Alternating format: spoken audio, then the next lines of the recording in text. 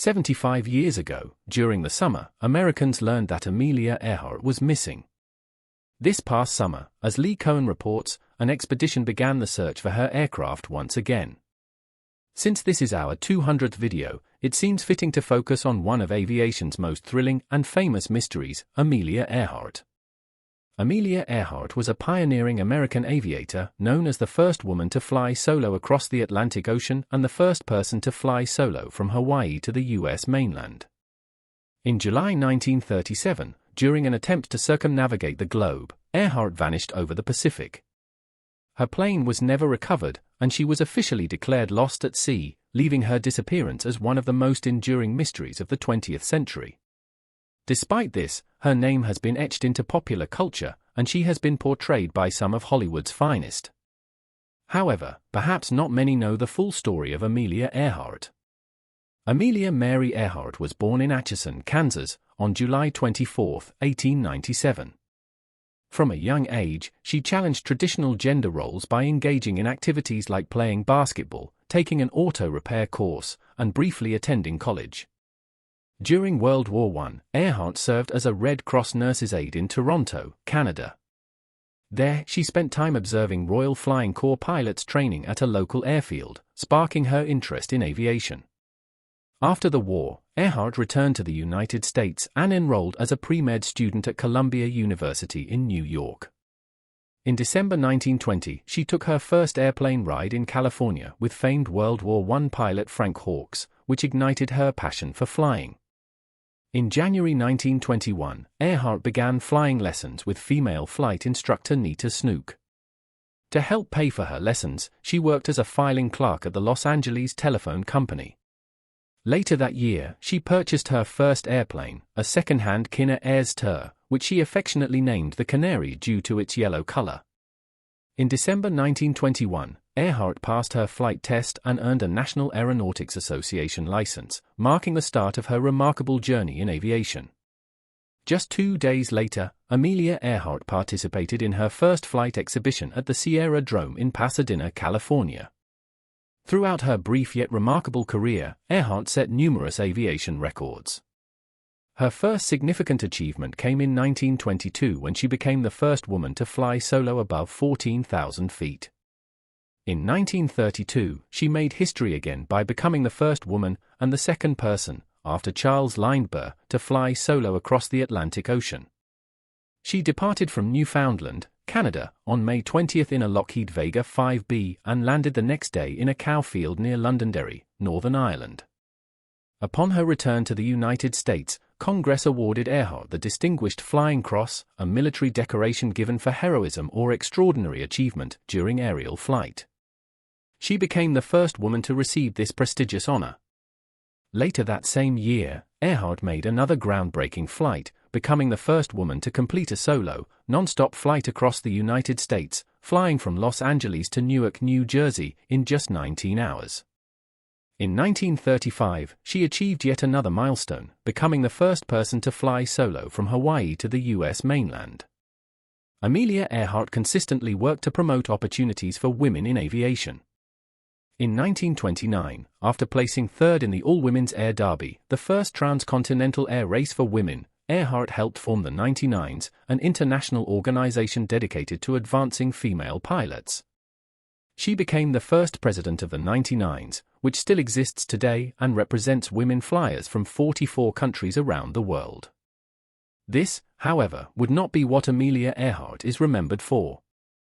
On June 1, 1937, she embarked on an ambitious journey to become the first pilot to circumnavigate the globe. Taking off from Oakland, California, this was her second attempt at this record-setting flight. Earhart piloted the aircraft with Fred Noonan as her navigator, chosen for his expertise in celestial navigation. The plane was a twin-engine Lockheed Electra 10E, originally built by Lockheed as a small airliner. Earhart had it specially modified to accommodate additional fuel tanks, and one of its distinctive features was its wide tail configuration, equipped with 2 vertical fins designed to enhance stability during flight. Their journey began with a flight to Miami, Florida, where they made final preparations for the arduous trip ahead. From Miami, they flew down to South America, making several stops along the way to refuel and ensure the aircraft was in good condition. After reaching the eastern coast of South America, they crossed the Atlantic Ocean, landing in Africa. Continuing eastward, Earhart and Noonan flew across the vast African continent before arriving in India. From India, they navigated through Southeast Asia, making several stops in countries like Burma, now Myanmar, Thailand, and the Dutch East Indies, now Indonesia. On June 29, 1937, after a grueling and challenging journey of 22,000 miles, they arrived in Lae, New Guinea. At this point, they had covered more than two-thirds of their planned route. The remaining leg of their journey would take them across the Pacific Ocean, with a critical stop planned at Howland Island, a tiny coral atoll roughly halfway between New Guinea and Hawaii. Despite their meticulous planning, the Pacific leg posed significant challenges. The vast distances between tiny islands, combined with the limited navigational aids available at the time, made this part of the journey particularly perilous. Nevertheless, Earhart and Noonan were determined to complete the final 7,000 miles and return to Oakland, California, successfully.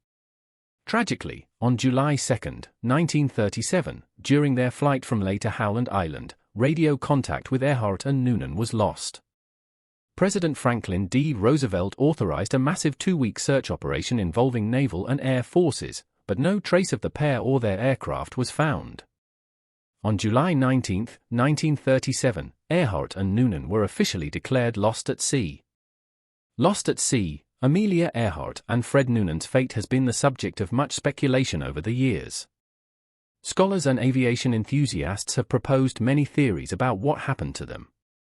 The official position of the U.S. government is that Earhart and Noonan crashed into the Pacific Ocean due to navigation errors and fuel exhaustion. However, alternative theories persist. One such theory suggests that Earhart and Noonan were captured and executed by the Japanese. This theory posits that they veered off course and ended up in Japanese-held territory, where they were taken prisoner and eventually killed. Another theory claims that Earhart and Noonan were secretly serving as spies for the Roosevelt administration. According to this theory, they assumed new identities upon returning to the United States and lived out the rest of their lives in secrecy. The crash and sink theory, on the other hand, holds that Earhart's plane ran out of fuel while searching for Howland Island, leading to a crash into the open ocean near the island. Over the past 15 years, several expeditions have attempted to locate the wreckage of Earhart's plane on the seafloor near Howland Island. These efforts have utilized high-tech sonar and deep-sea robots, but none have succeeded in uncovering any clues about the Electra's crash site. The International Group for Historic Aircraft Recovery, TIRE, posits that Earhart and Noonan veered off course from Howland Island and landed on Garner Island, now known as Niquimero, in the Republic of Kiribati. At the time, the island was uninhabited. A week after Earhart's disappearance, Navy planes flew over Niquimero and observed signs of recent human activity on the island, further fueling this theory. Though no evidence of habitation or an airplane was found on Niquimero, a few theories suggest that Amelia Earhart and possibly Fred Noonan may have survived as castaways on the island for days, or even weeks, before succumbing to the harsh conditions of the remote location. Over the years, expeditions have sought to uncover the truth behind their disappearance. Since 1988, several TIRE expeditions to Niquimero have uncovered artifacts and anecdotal evidence that support the idea that Earhart and Noonan might have survived on the island.